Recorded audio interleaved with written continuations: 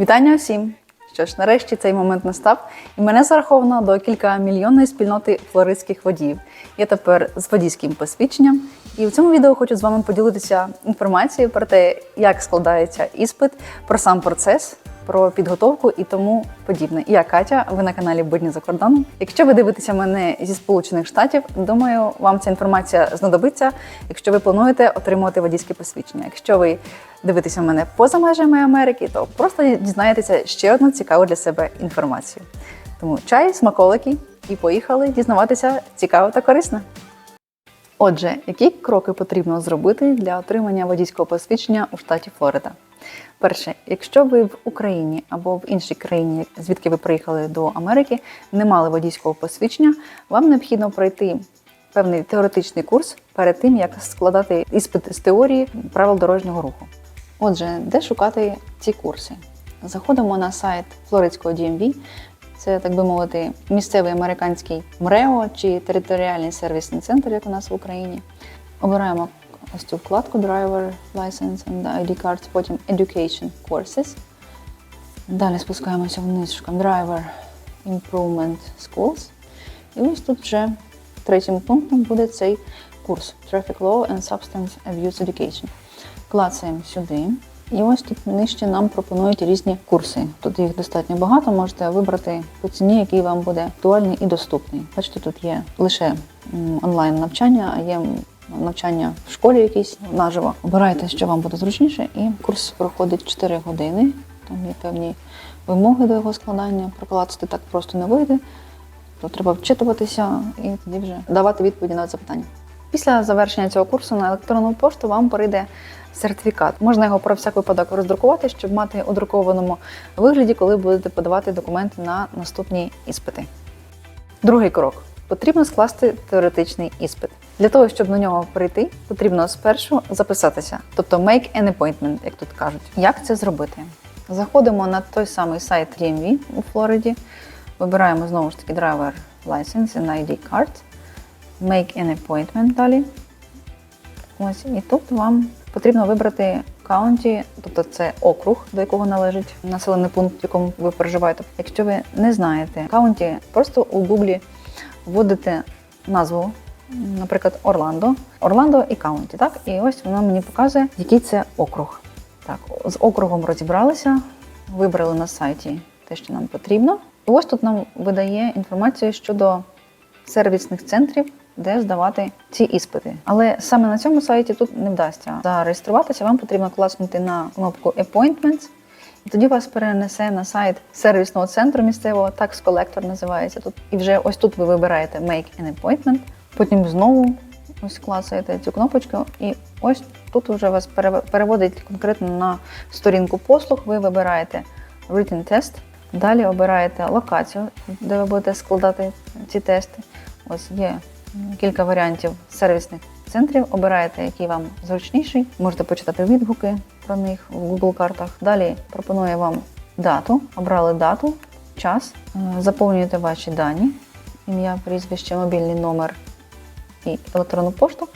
Все. І Create an Appointment клацаєте, і вам приходить підтвердження на електронну пошту, підтвердження на ваш мобільний номер про те, що ви записані на іспит. Буває таке, що вільних вікон для запису на іспит немає на найближчий час, і люди приходять в порядку живої черги з самого ранку, коли відкривається Tax Collector, і подають документи, і здають в той же день і теорію, і водіння. Тобто такі випадки бувають. Тому якщо не буде вільних місць для запису, можете спробувати прийти таким чином, записатися і здати іспити. Як підготуватися до самого іспиту? Для цього потрібно скачати правила дорожнього руху в електронному вигляді або придбати їх вже у друкованому, як вам зручніше. Знову ж таки, на сайті DMV є посилання на підручник англійською мовою.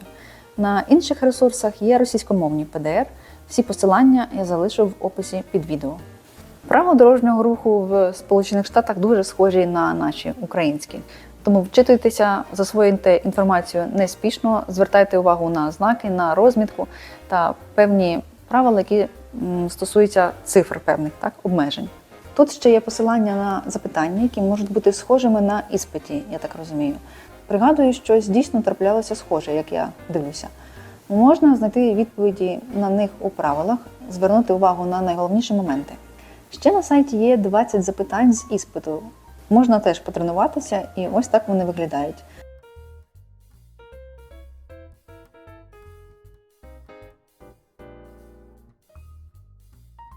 Для закріплення прочитаного матеріалу у правилах дорожнього руху я тренувалася у спеціальних мобільних додатках. Я обрала англомовні додатки. Є знову ж таки ресурси для вивчення ПДР російською мовою, якщо вам буде зручніше і ви англійською не зовсім гарно володієте. Особисто для мене такі додатки виявилися дуже корисними, бо дійсно за допомогою них я засвоювала правила краще. Ось такими застосунками я користувалася. Саме ці є безкоштовними. На багатьох ресурсах та додатках є обмеження. Тобто, якщо ви хочете повний пакет послуг, повний пакет запитань, то потрібно буде доплатити, щоб отримати повний доступ до цих матеріалів. Єдине, в безкоштовних додатках може дратувати реклама, яка періодично вискакує.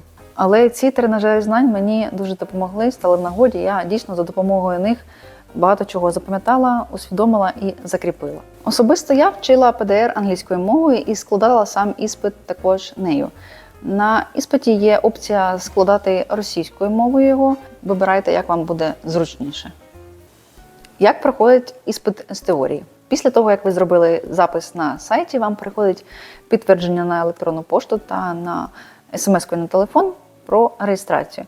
Потім за добу і за годину до самого іспиту приходять вам підтвердження з посиланням на чек-ін. Тобто за 15 хвилин до назначеного часу для іспиту потрібно буде приїхати і зареєструватися, повідомити про те, що ви на місці і готові складати іспит. Чек-ін можна пройти за цим посиланням або ж на планшетах у фоє Tax Collector.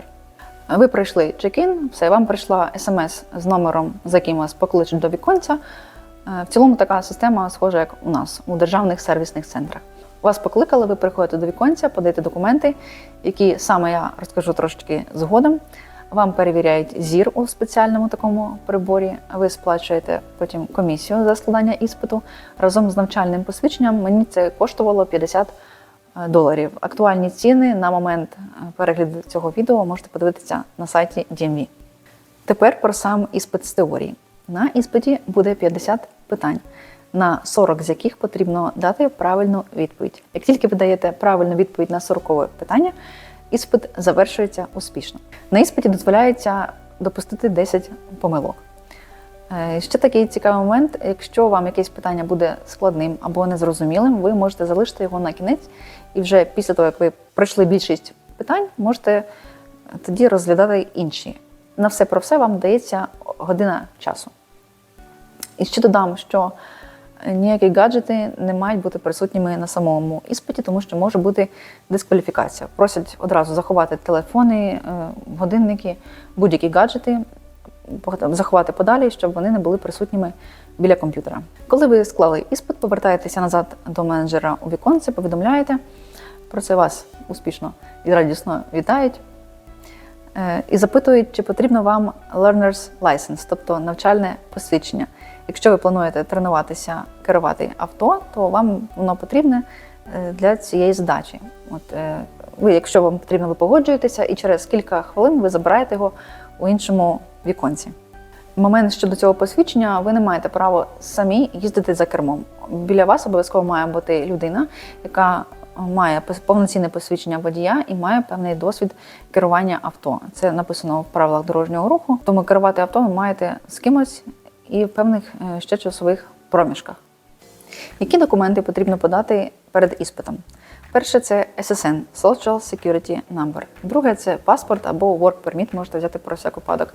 Третє – це форма I-94. У мене особисто не запитували, але я про всяк випадок взяла її.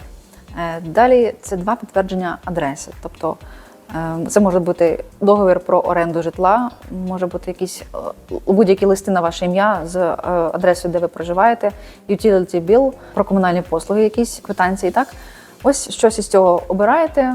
2 підтвердження, можете трошки взяти побільше, якщо щось не підійде. У мене особисто питань не було, я взяла листи з USCIS, тобто листи про оформлення документів і договір про оренду житла, і у мене в цілому більш нічого не вимагало. Ще потрібно надати посвідчення водія з України, якщо ви його отримали, або в якійсь іншій країні.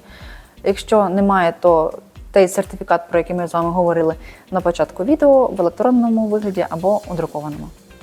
Як проходить іспит з водіння? Записатися на іспит з водіння так само можна, як і на іспит з теорії. Лише в переліку послуг потрібно вибрати ROAD-тест. І далі все так само обираєте, заповнюєте, приходить смс, нагадування. Складати цей іспит можна як на своєму авто, так і на авто друзів, знайомих, якщо вам дадуть, на авто від автошколи і на орендованому авто. Якщо у вас немає ні друзів, ні знайомих, навіть немає змоги орендувати, то на крайній випадок, як варіант, можна домовитися з якимось таксистом. Він якраз вас і відвезе і на екзамен, і надасть авто. Документи перед іспитом з водіння подаєте ті самі, лише потрібно подати нові 2 документи – це реєстрація на авто і страховка. Ще один момент, якщо у вас є цей learner's license, то за правилами дорожнього руху вас має хтось привезти на іспит, тому що можуть спитати, чи ви приїхали самі, чи хтось вас привіз. Якщо самі, то з логікою вас не можуть допустити, бо ви порушили правила дорожнього руху. Це в теорії, тобто вас має хтось привезти на іспит. Або якщо офіцер на дорозі вас зупинить, то можуть бути якісь питання. Тепер про сам іспит, як він проходить. Після того, як ви подали документи, перепарковуєте авто на спеціальні місця, там буде написано «Driver Test Only» чи щось в такому дусі. До вас підійде інспектор, він перевірить справність світлових показчиків, гудка, може подивитися шини. Інспектор говорить англійською мовою. Якщо ви не розумієте або погано володієте англійською, у віконці, коли подаєте документи, можете казати, що вам потрібен перекладач. Я думаю, що така опція є. Або ж у інспектора має бути портативний перекладач з собою. У Флориді зазвичай іспит відбувається на звичайній парковці, біля якогось торгівельного центру, або просто на звичайному парковочному майданчику. І на іспиті потрібно виконати 5 завдань. Перше, це треба просто їхати по майданчику зі швидкістю 15 миль на годину і зупинятися перед кожним знаком «Стоп». Далі, потрібно розігнатися до 20 миль за годину і зупинитися безпечно і швидко, коли скаже інспектор. Третє, потрібно їхати реверсом, тобто здавати назад по прямій лінії. Четверте, потрібно запаркуватися між конусами під 90 градусів. П'яте – це розворот у 3 прийоми зробити. В цілому все. Коли ви запаркувалися між конусами під 90 градусів, інспектор зазвичай задає запитання, які дії ви маєте виконати, коли паркуєте машину на схилі або на підйомі. Відповіді на запитання я залишу ось тут на екрані. Вони, до речі, є у правилах дорожнього руху у розділі «Parking on Hill». Так, після цього, як ви все зробили, їдете назад, паркуєте машину, йдете до віконечка, чекаєте, коли вас викличуть. Вам на телефон має прийти номер, знову за яким вас покличуть. Ви підходите до віконечка, вас сердечно вітають, ви платите комісію потім і забираєте у тому ж самому віконечку при виході своє водійське посвідчення і летите на крилах щастя додому з водійським посвідченням. Хочу звернути вашу увагу на кілька моментів щодо складання іспиту з водіння. На ці моменти дуже звертають увагу інспектори, і якщо щось було не виконано з цих моментів, то знімають бали. Перший момент. Треба зупинятися перед кожним знаком «Стоп» і рахувати про себе 3 секунди. 1, 2, 3, так? І далі обережно поїхали по парковочному майданчику. На це дуже сильно звертають. З знаками «Стоп» тут дуже строго.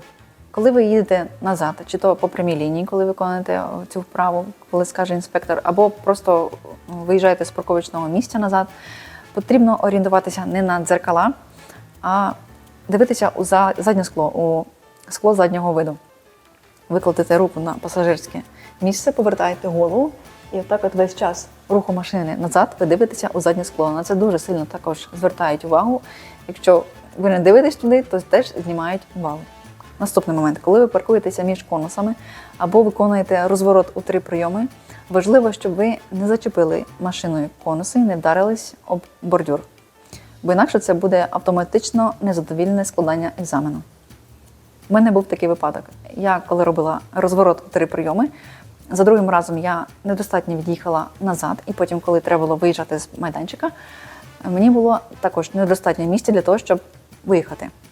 От, і відповідно, мене постав вибір або вдаритися об конус, об бровку теж, яка там поруч стояла, або зробити додаткові ще маневри, але це вже буде не розворот 3 прийоми. Ну, я таки повідомила про свій вибір інспектору, а він таки каже на екзамені: якщо ти вдаришся, це ти до побачення прийдеш наступного разу, або ж якщо ти зробиш додаткові маневри, ти просто втратиш бали і все. Тому it's up to you, вибирай. От, я вибрала додаткові маневри, він мене похвалив з правильним вибором. І все, це була остання вправа, я поїхала на парковочне місце і все. Пішла забирати водійське посвідчення. От.